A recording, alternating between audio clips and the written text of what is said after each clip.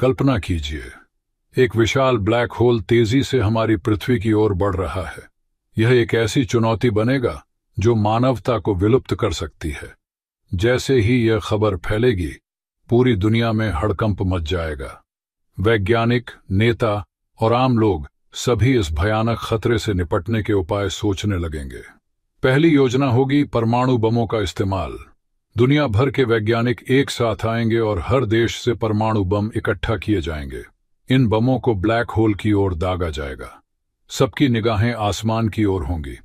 धमाकों से पूरा आकाश रोशन हो जाएगा। लेकिन जैसे ही ब्लैक होल बमों को निगलेगा, यह और ताकतवर हो जाएगा। यह साफ हो जाएगा कि परमाणु बम काम नहीं करेंगे।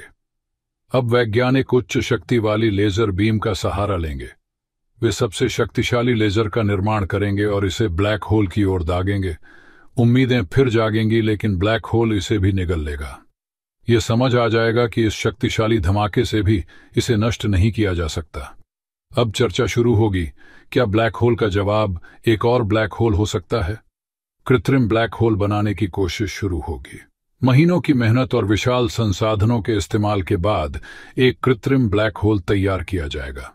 लेकिन जब इसे असली ब्लैक होल के सामने लाया जाएगा, तो असली ब्लैक होल इसे भी निगल लेगा। यह मानो उसके लिए सिर्फ एक और स्नैक होगा। तब वैज्ञानिक व्हाइट होल के विचार पर काम करना शुरू करेंगे। व्हाइट होल जो ब्लैक होल के विपरीत है और सब कुछ बाहर फेंकता है। अगर वे एक व्हाइट होल बना सकें, तो शायद यह ब्लैक होल से लड़ सकेगा।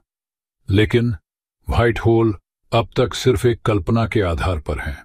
इसके निर्माण के लिए जरूरी तकनीक और संसाधन मानवता के पास नहीं होंगे।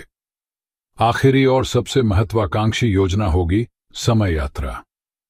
अगर वैज्ञानिक समय में पीछे जाकर ब्लैक होल के बनने से पहले उसकी उत्पत्ति रोक सकें, तो शायद इसे टाला जा सकेगा।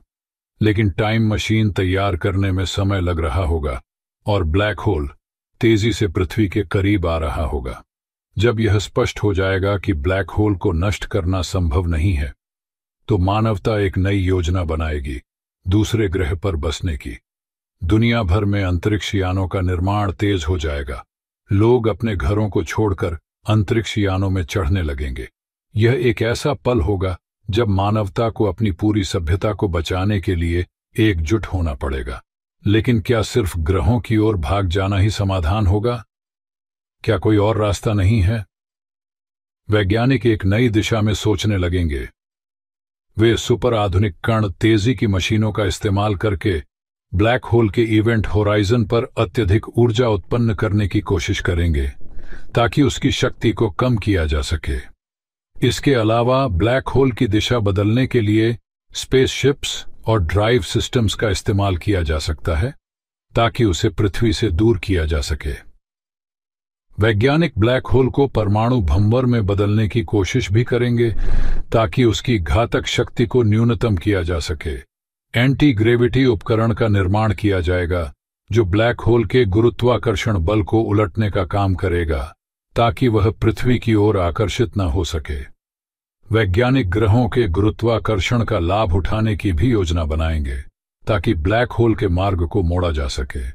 इसके साथ ही एक नई ऊर्जा स्रोत की खोज की जाएगी, जो ब्लैक होल के अंदर की शक्ति को निगल सके।